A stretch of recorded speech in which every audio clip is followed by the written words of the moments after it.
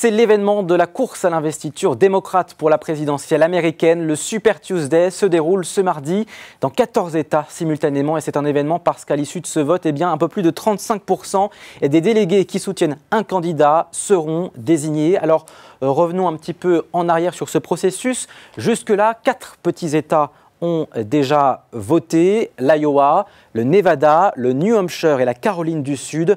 En tout, un peu plus de 150 délégués ont donc été attribués à 7 candidats, même si dimanche soir, Pete Buttigieg a décidé de jeter l'éponge. Le Super Tuesday, c'est 14 nouveaux États plus les îles Samoa qui vont donc voter. À l'issue de cette étape, 18 États sur 50 auront donc fait leur choix, parmi lesquels de gros États comme la Californie, bastion démocrate, mais aussi le Texas, et un peu plus de 1500 délégués seront attribués. Alors pour rappel, il y a en tout 3979 délégués qui sont en jeu. Pour être désigné candidat démocrate, il faut en avoir une majorité de 1991 et donc après le Super Tuesday, on en sera à un peu plus de 1500. Alors qui est en tête pour l'heure? Regardez, c'est Bernie Sanders qui dispose de 60 délégués, suivi de près par Joe Biden, 53.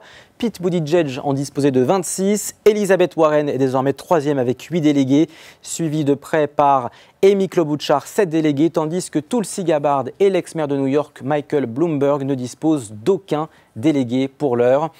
Alors, 6 candidats, des personnalités différentes, mais se différencient-ils pour autant sur le plan des propositions? Oui et non. Il y a un socle commun avec des mesures partagées comme la hausse du revenu minimum, l'idée de mettre en place des contrôles renforcés du port des armes ou encore les investissements dans la défense de l'environnement comme le développement des énergies renouvelables et puis enfin l'idée de rendre gratuit une partie ou l'ensemble du cycle universitaire. En revanche, sur les questions de la santé et de la finance, il y a des divergences. Pour schématiser, Bernie Sanders et Elizabeth Warren sont les plus à gauche. Ils proposent notamment une couverture santé universelle pour tous les Américains, tandis que les autres candidats préfèrent un système mixte qui allie public et assurance privée.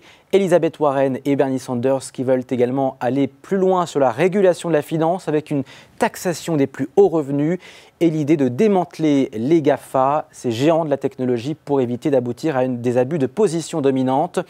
Des divergences sur les questions économiques donc qui laissent présager une bataille entre ces deux ailes du Parti démocrate.